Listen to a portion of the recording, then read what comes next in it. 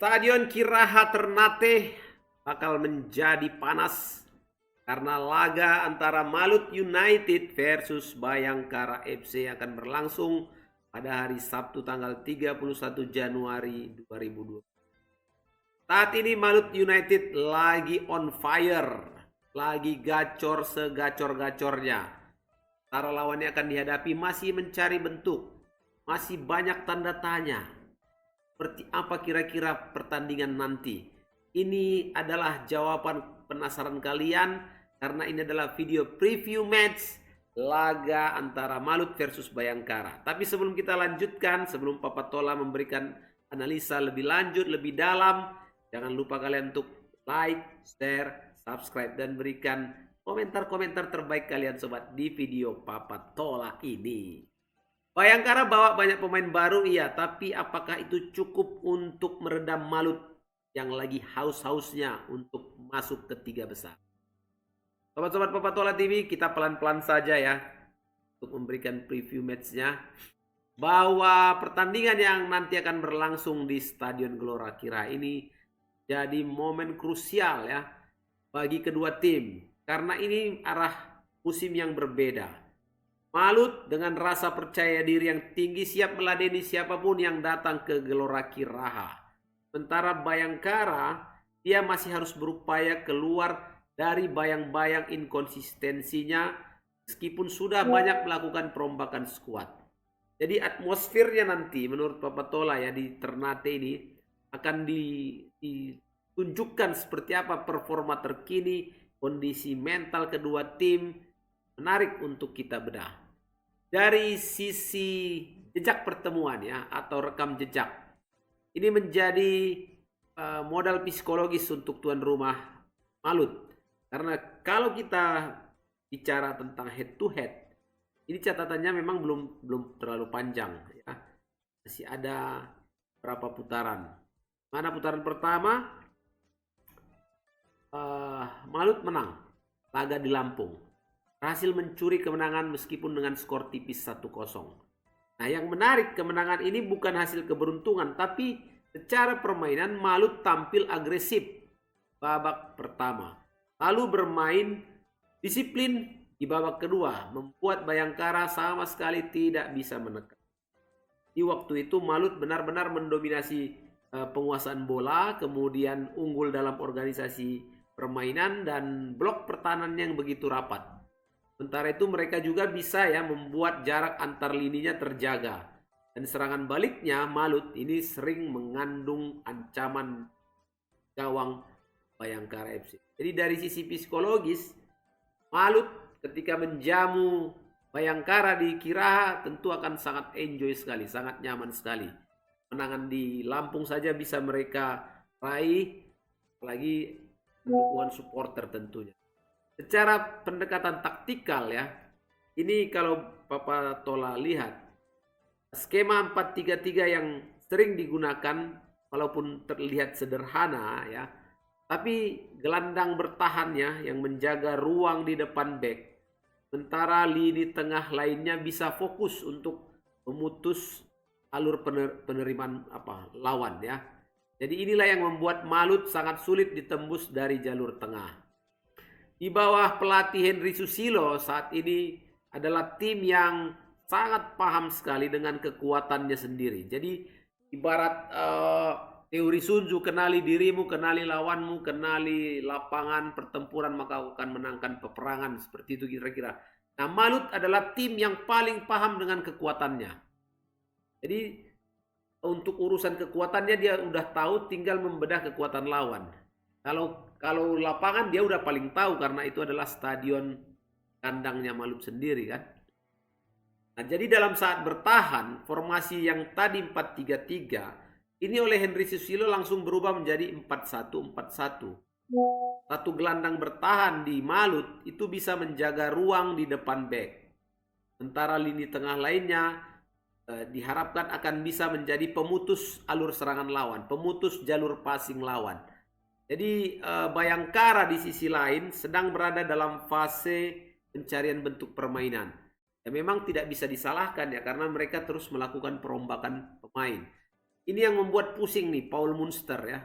Coba dia membuat timnya lebih direct dibanding putaran pertama, tapi serangannya kini lebih banyak diarahkan lewat sayap dengan crossing kotak penalti. Jadi masalahnya apa nih? Masalahnya bagi Paul Munster, pendekatan ini belum sepenuhnya seimbang. Dia memainkan crossing sayap tadi, belum seimbang.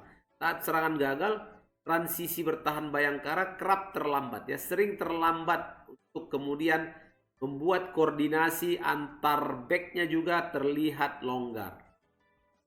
Kalau menghadapi winger-winger yang agresif seperti pergerakannya Ciro Alves, ini memang akan sangat kesulitan bagi Bayangkara ya.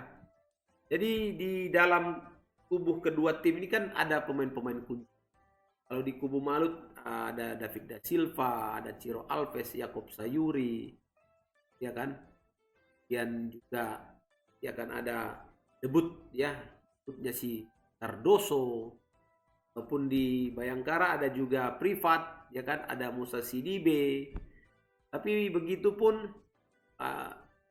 dengan dukungan dari Slanko dan Janovic atau Henry Dumba, ini akan sangat menarik duel-duel antara pemain-pemain kunci. David da Silva ya sudah tidak diragukan lagi. Dia menjadi tumpuan utama di klubnya, baik dulu di Persib maupun di Malut United saat ini. Tidak bicara gol ya, bukan bicara golnya, tapi bicara ketenangan seorang David da Silva di kotak penalti. Jadi dia sedikit saja ada ruang untuk melakukan syuting, itu udah sangat berbahaya bagi lawan di Bayangkara. Nah, Ciro, kita udah tahu sendiri bagaimana Ciro ini memberikan dimensi yang berbeda ketika berada di sisi sayap. Bagaimana dia kecepatannya, kemudian juga keberanian duel one on one, dan itu tadi menusuk ke tengah. Ya, bagaimana dengan kondisi itu pertahanan lawan sesulit apapun bisa dibongkar oleh Ciro Alves.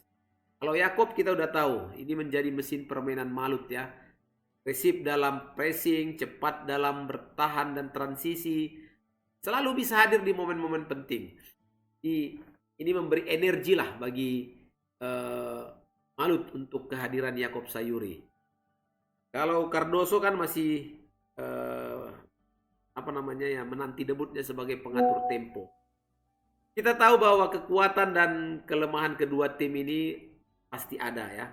Malut unggul dalam konsistensi, unggul dalam kedisiplinan taktik, Malut unggul dalam variasi serangan, tapi kemudian Malut juga punya celah.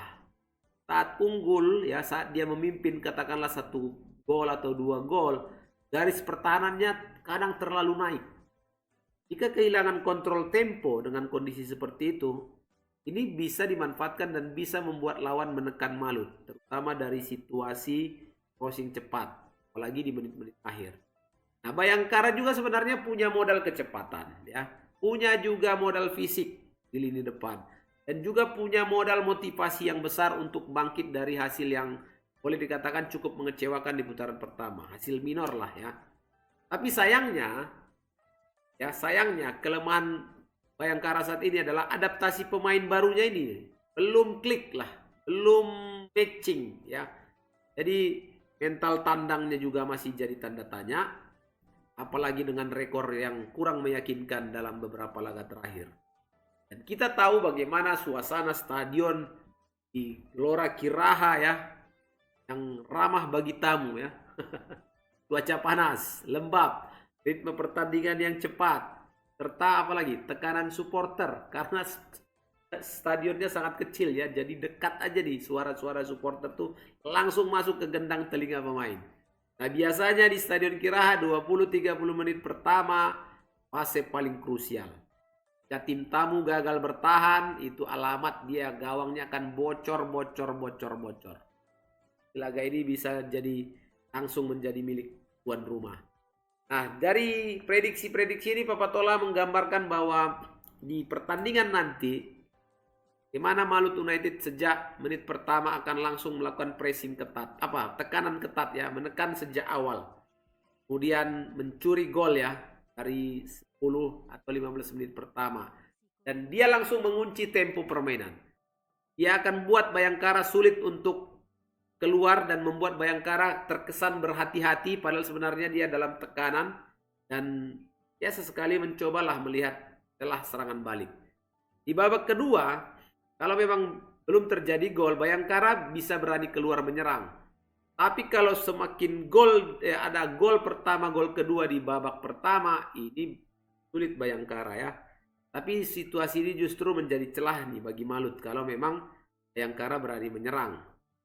Jadi kita berharap pertandingan nanti akan berlangsung menarik ya. Bermain terbuka, tempo cepat, dan banyak gol tercipta. Mudah-mudahan lah. Jadi secara prediksi, kalau melihat performa terkini, Malut on fire-nya luar biasa. Ya. Grafiknya meningkat tajam. Kalau Bayangkara memang masih inkonsisten. Jadi mohon maaf Bayangkara, kalau prediksi Papa Tola, Malut akan unggul 2 gol. 2 gol ya, selisih 2. Bisa 2-0 atau bisa 3-1. Jadi itu saja yang bisa Papa Tola sampaikan di preview match ini, di prediksi jalannya pertandingan. Mudah-mudahan nanti pertandingannya menarik untuk kita saksikan bersama. Jangan lupa sobat-sobatku untuk like, share, subscribe, dan berikan komentar-komentar terbaik kalian di video-video Papa Tola Football. Sampai jumpa. Assalamualaikum warahmatullahi wabarakatuh.